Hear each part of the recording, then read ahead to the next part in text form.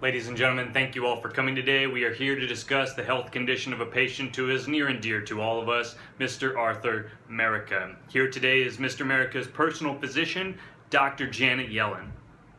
Brief overview of our patient. Mr. Arthur America was born August 6, 1945. He has been overweight and depressed since 1968. In 1971, America became clinically obese and developed a drug addiction. In 1999, Mr. America was diagnosed with kidney failure and Alzheimer's. And in 2008, Mr. America collapsed down a staircase while intoxicated, breaking his spine. Dr. Yellen has continued the high medical standards set in place by Mr. America's former doctors, Mr. Bernanke and Mr. Greenspan, namely the policy of supplying the patient with access to copious amounts of hard drugs, including cocaine, methamphetamine, and heroin. Dr. Yellen, thank you for coming today. Thank you for coming today, everyone. Oh, what a nice crowd we have today. Why don't we start out with some questions? You there. Dr. Yellen, what dosage have you kept the patient on and for how long? Well, after Mr. America collapsed down a staircase in 2008, we wanted to make sure that he felt as good as possible. That way he could feel like his spine was healing. We started providing the patient at that time with 80 preloaded heroin syringes and an ounce of cocaine each month. We also gave him the hospital credit card to give him something to do so he could feel productive. Has the patient responded well to the treatment? Well, he sure looked like it. There was a lot of activity generated from that stimulus. In 2011, however, Mr. America's tolerance caught up with us, so we made a prudent medical decision and altered our strategy. Did you reduce or take away the drugs? What? No! We started him on 100 heroin syringes a month, and instead of cocaine, we gave him an ounce of crack. He bought himself a diamond crack pipe. And did that course correction make things any better? There was so much activity, and the patient would get so excited despite sitting there completely paralyzed. When he gets loaded on crack and smack and buys things on eBay and Amazon, oh, he's also a master debater on Facebook. He spends hours on Netflix and Google. He's quite a productive fellow. What sort of things did the patient buy? Well, he likes to modify his wheelchair, though he doesn't use it much. He likes to throw diamonds like confetti when he is wheeled into a new room.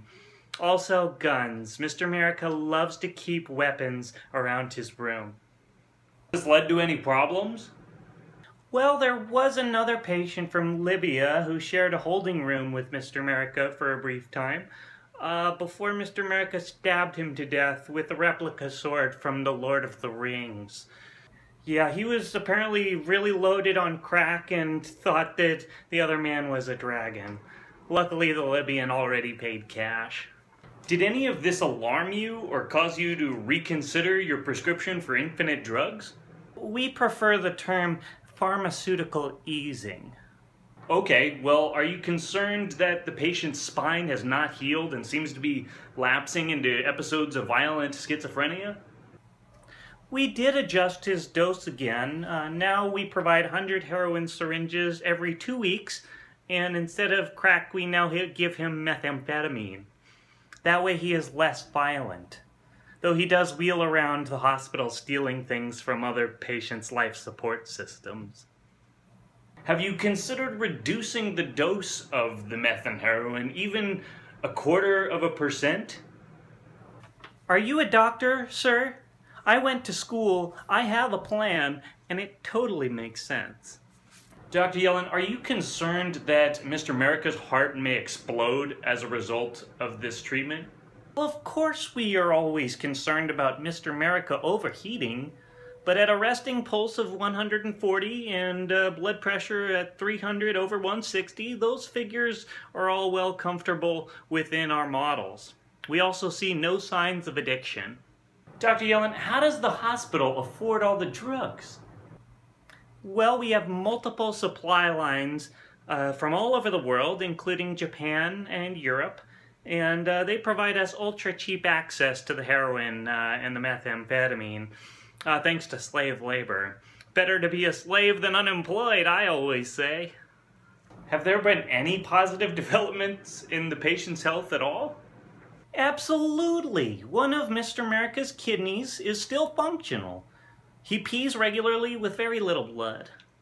He can also still remember his name and several dirty jokes, so the Alzheimer's hasn't eaten his whole brain yet.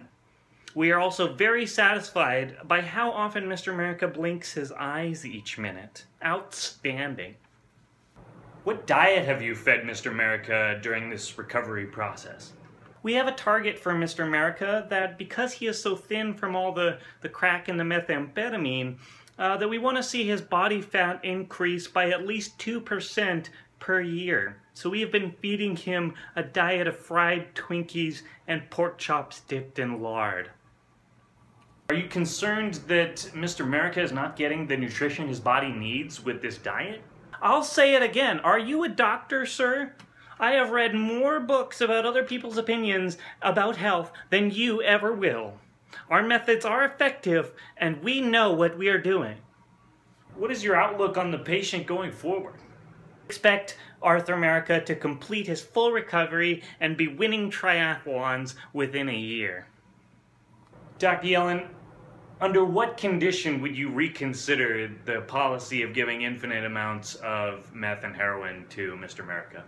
Well, the labor market indicators compounded by the mitochondrial activity vertex and the despondent characteristics of the algorithmic proportions seems to indicate that that would be so within, a regular time frame. Ms. Yellen, what you said just now doesn't make any sense at all. Could you please explain it in basic English? We'll take him off the drugs when we can prove that he's not addicted.